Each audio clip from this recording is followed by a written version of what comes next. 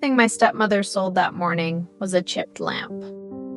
The second was a box of Christmas ornaments. The third was the only thing I had left that still smelled like my mother. I had just come home from the early shift at Harbor Light Diner, still wearing my black work pants and the t-shirt that always smelled like onions. I was 20, old enough to stop expecting kindness from Linda, but not old enough to stop hoping my father might choose me once in a while. There were folding tables all over the front yard, old mugs, a broken toaster, Tyler's outgrown sneakers, books nobody had opened in years, orange price stickers covered everything like warnings. Then I saw the woman by the driveway, holding a small wooden box against her chest. Dark brown, brass latch, one chipped corner from the time I dropped it when I was 7. My mother's recipe box. For a second, I could not move. My mother, Elaine, died when I was 8. People said grief faded, but mine did something quieter. It hid inside ordinary things. The smell of vanilla, flour on a countertop, a whisk tapping a bowl, and that box. That box was the one thing in our house that still felt like proof she had been real. I walked over and tried to keep my voice steady. "Excuse me, did you buy that?" The woman looked down. Yes, $3. $3. That was what Linda had decided my mother was worth before breakfast. I turned toward the porch, where my stepmother was counting bills from a coffee can. "Linda, that's Mom's recipe box." She barely looked up. It was in the garage. "It wasn't yours to sell. It was collecting dust." My father stood beside the folding table with his hands in his pockets. He heard every word.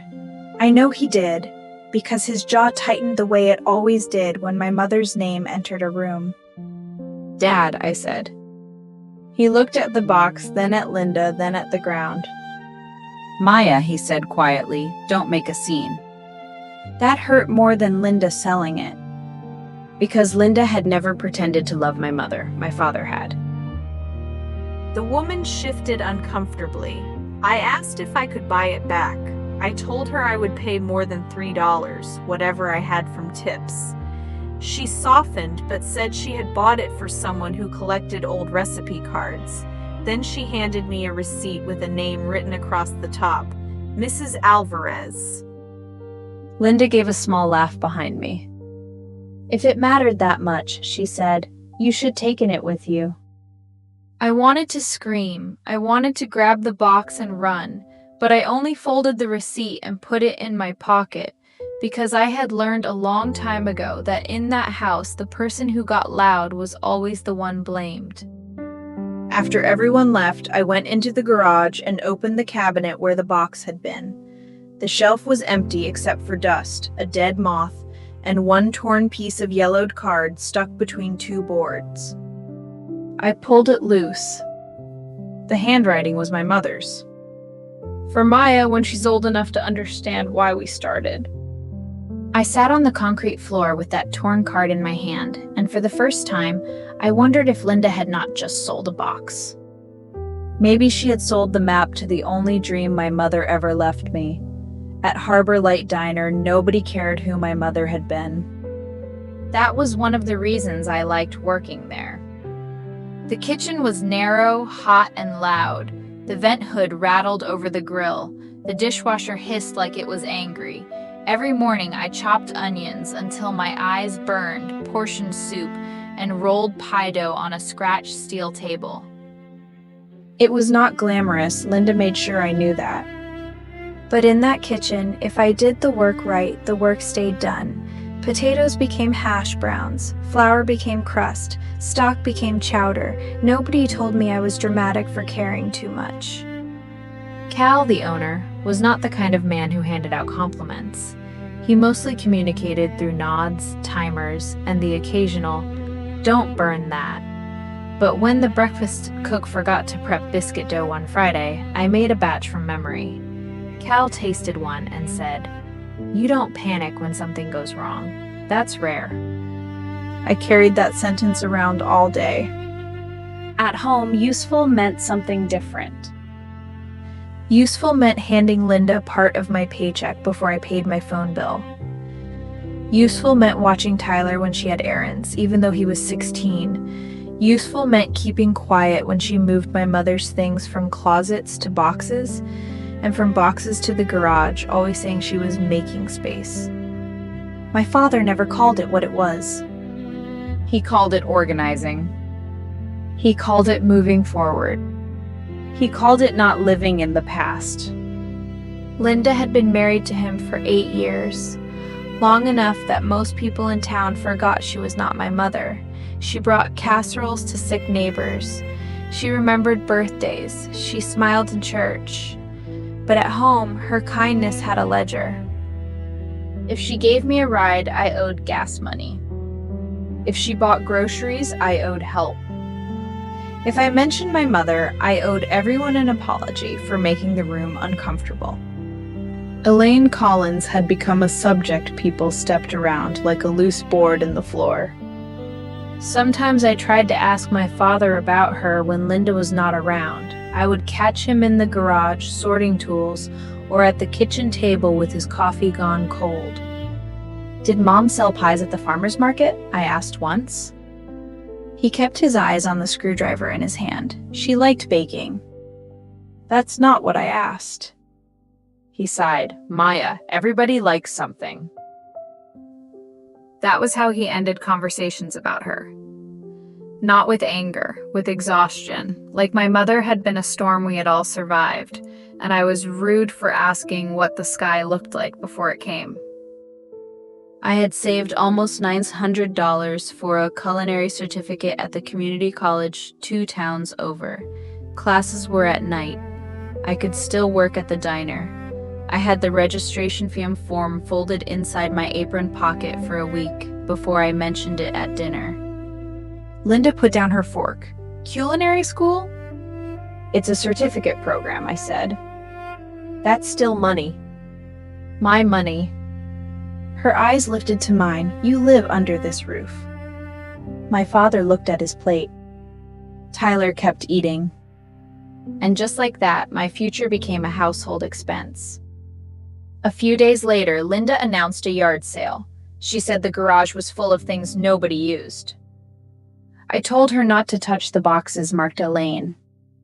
She smiled without looking at me. "Of course," she said. I should have known then. In our house, promises were usually warnings wearing better clothes. The receipt stayed in my apron pocket for 2 days before I used it. Not because I forgot. Because part of me was scared that if I found Mrs. Alvarez, she would tell me the box was already gone. Sold again. Thrown away. Burned with somebody else's trash. It was easier to be angry at Linda than to imagine the last piece of my mother sitting on a stranger's shelf. But on Monday after my shift, I drove to the address written across the top of the receipt. Mrs. Alvarez lived in a small gray house near the old pier, the kind with herbs growing in coffee cans on the porch. She opened the door before I knocked twice. When I told her my name, her face changed. "You were Elaine's Maya?" Nobody had called me that in years. Not Maya Collins, not Robert's daughter. Elaine's Maya. I must have looked like I was about to fall apart because she stepped aside and let me in without asking anything else. The recipe box was on her kitchen table. "I bought it because I recognized the handwriting," she said. "Your mother had a very particular way of writing her lowercase g's." My hands shook when I opened the lid. The cards were still there, but not all of them. I could tell because my mother had numbered them in the top right corner. 12, 13, 15, 17. 14 and 16 were missing. Mrs. Alvarez noticed too. Elaine numbered everything. If something is missing, it did not fall out by accident. That was the first thread. The second came when she pulled one card from the back. In the corner, beside a blueberry hand pie recipe, were 2 letters written in pencil. A+E. I had seen those letters before, on the torn piece I found in the garage. Alvarez and Elaine, she said softly. We tested recipes together at the farmer's market. I stared at her. My mother sold at the farmer's market? Mrs. Alvarez looked at me for a long second, and I saw pity there. Not the kind that makes you feel small. The kind people have when they realize someone stole a whole room from your memory. She did more than sell there, she said. She was planning a bakery. The third thread tightened around my chest. The name was supposed to be Maya's Morning. Mrs. Alvarez said my mother chose it because I was always awake before sunrise as a baby, sitting in a high chair while she baked biscuits and lemon bars. She said my mother used to joke that I was her first customer. I laughed once, but it came out wrong. At home, my father had told me she liked baking. Linda had called the garage boxes clutter, and for years, every time I reached for anything that belonged to my mother, someone made me feel childish for needing it. Now I was sitting in a stranger's kitchen, learning my mother had not only loved baking. She had built a dream around it. Around me. When I asked if my father knew, Mrs. Alvarez did not answer quickly enough. That silence told me more than a yes would have. She gave me the box back and refused my money. Before I left, she handed me an old folded flyer from a drawer. The paper was faded, but I could still read the words. Coming soon, Maya's Morning Bakery. I sat in my car with that flyer on my lap and understood something I had been trying not to understand. Linda selling the box was not the beginning. It was just the first time I saw the pattern clearly. I did not confront my father that night. That was the first smart thing I did. The old version of me would have walked into the kitchen, thrown the flyer on the table, and demanded answers while Linda stood there waiting for one wrong word she could use against me. In that house, emotion always became evidence that I was unstable. So I made a timeline instead. I sat in a booth at the diner after closing with a notebook, the recipe box, the torn card, and the flyer spread out in front of me. I wrote down everything I knew. Elaine and Mrs. Alvarez tested recipes together. My mother sold at the farmer's market. She planned a bakery called Maya's Morning. Some recipe cards were missing. My father knew more than he had ever told me. The next morning, I went to the town office before work. I asked for old farmer's market vendor records. The clerk was kind, but not overly interested, which made it feel real. She brought out a folder of archive permits and let me copy the pages that had my mother's name on them. Elaine Collins, Alvarez and Collins baking table. Permit years, stall numbers, a copy of the same flyer Mrs. Alvarez had given me. Tucked behind one form was a faded deposit receipt from a local credit union. It was not a fortune.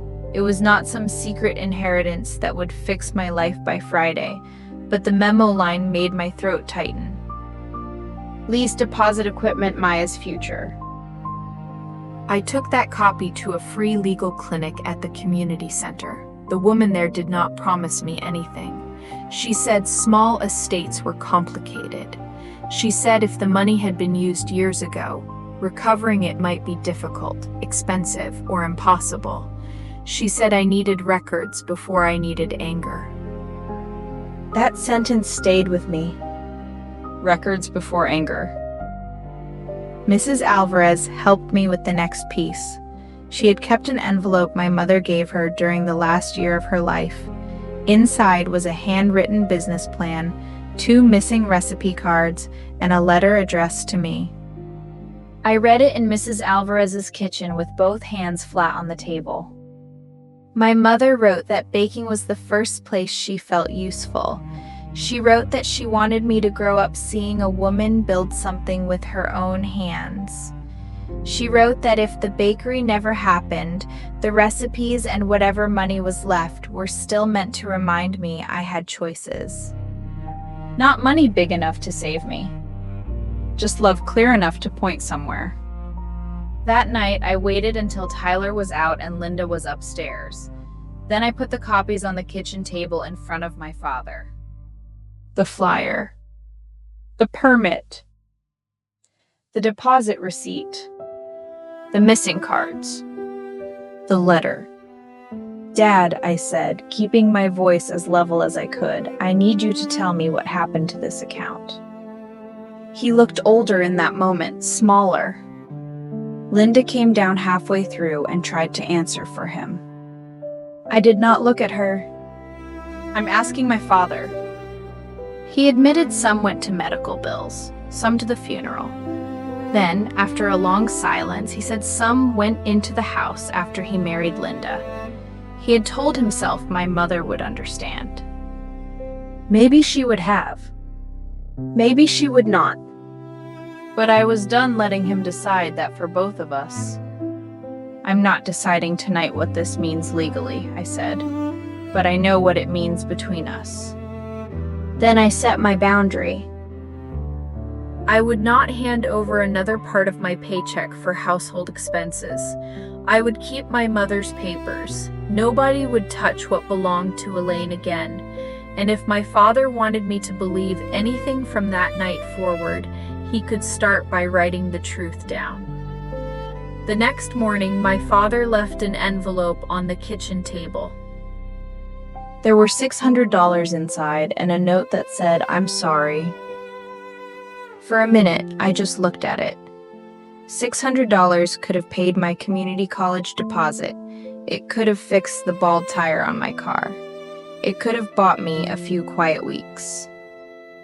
But it was not the truth. So I slid the money back into the envelope and left it beside his coffee mug. When he came downstairs, I said, "I don't want guilt money. I want the timeline you promised." He looked hurt.